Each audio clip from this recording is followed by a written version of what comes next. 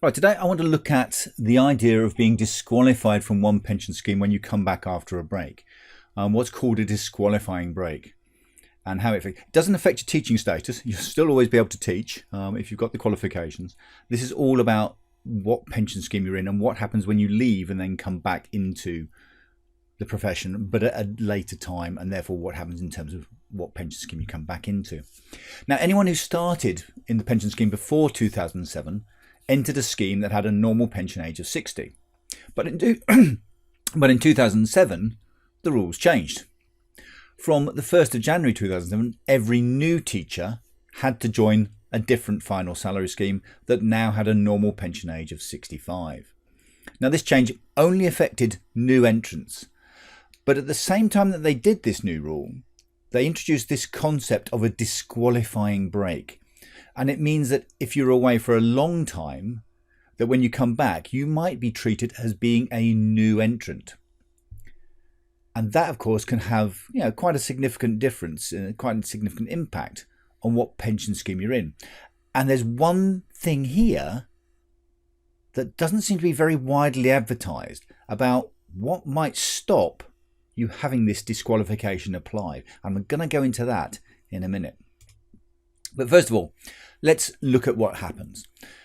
So as long as a person started before 2007, my long blue line, and they carried on without any breaks, then they maintained their right to be in that final salary scheme with a normal pension age of 60 right up until April 2022.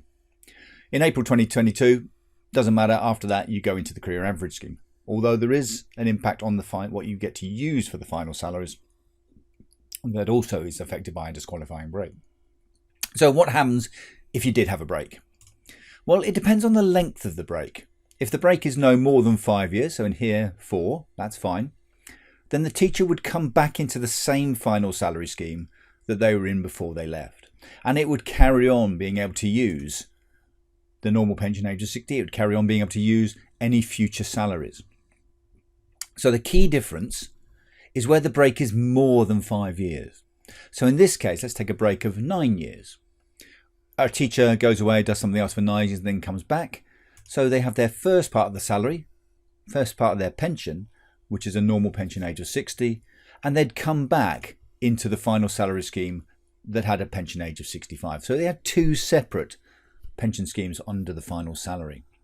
And of course, working on beyond April 2022, they get a third scheme, the career average scheme. Now, that is what we call the disqualifying break. And the pension up until they left would only get to use the salaries leading up to the time they left and not any future salaries.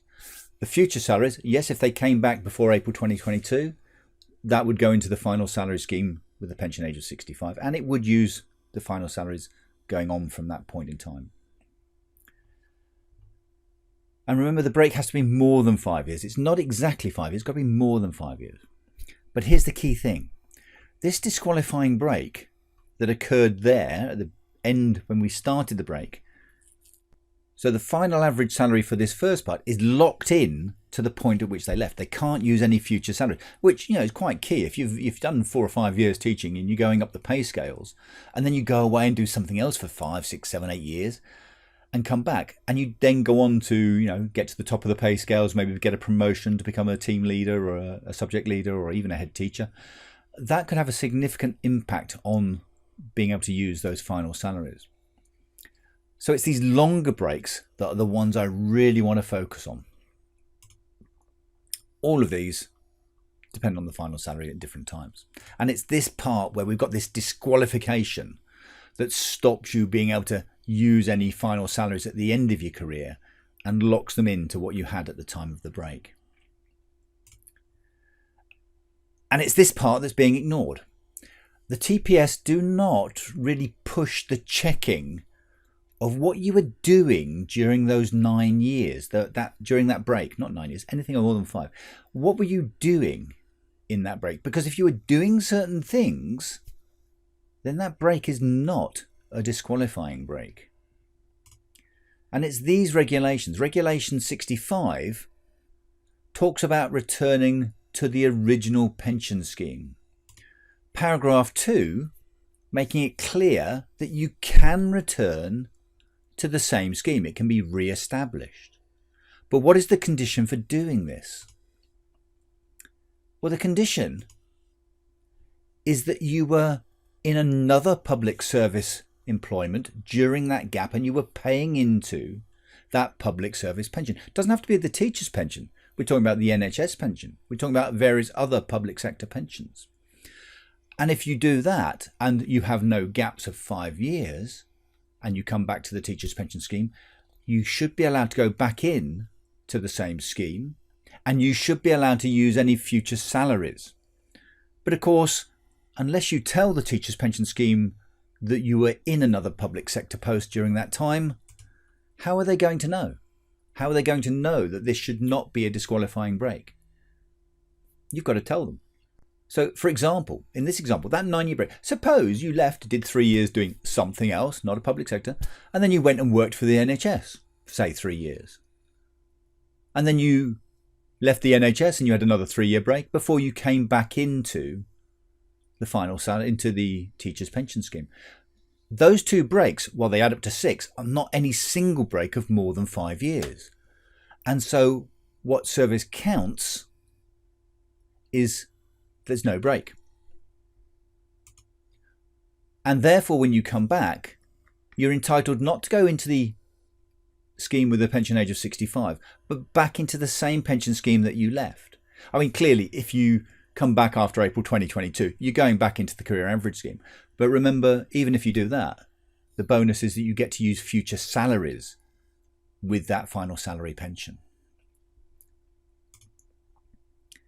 Now, what counts? And what counts as public service is this list that is shown in the Public Service Pensions Act of 2013.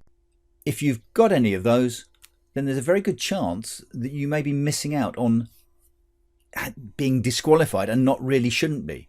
So, in summary, you may want to tell the TPS that you have not had a break of more than 5 years and therefore it should not be counted as a disqualifying break. If your break was less than 5 years, you've got nothing to worry about anyway. It also only applies if you return to work after 2006. Up until 2007, you came back into the same final salary scheme anyway, and the disqualifying break did not exist. So it's only if you come back after 2006 that you might start looking to see if you've got this disqualifying break. And I think actually it's after 2012 when it actually has an impact. You've got to, during that break, have worked in another public sector post and paid into their pension scheme. And so long as you've not had any single break of more than 5 years, then you can contact the TPS and you can tell them that you want to have that disqualifying break in service removed from your records and get it all sorted out so that you have what you're entitled to. Of course, what that means is that you can have future salaries used in the calculation of your final salary pension. That when you came back, if you came back before 2022, then your service could be moved from that scheme with a final pension age of 65 back to the one that's got a final pension age of 60. And finally, it means that any career average pension that you've got, if you're leaving now and you've come back into a career average scheme and you were in the career average scheme before, then you restore that bonus of 1.6 that's added on annually on top of inflation. Every year it gets revalued. Certainly worth looking into. Please do let me know if you have any successes with this. Thank you.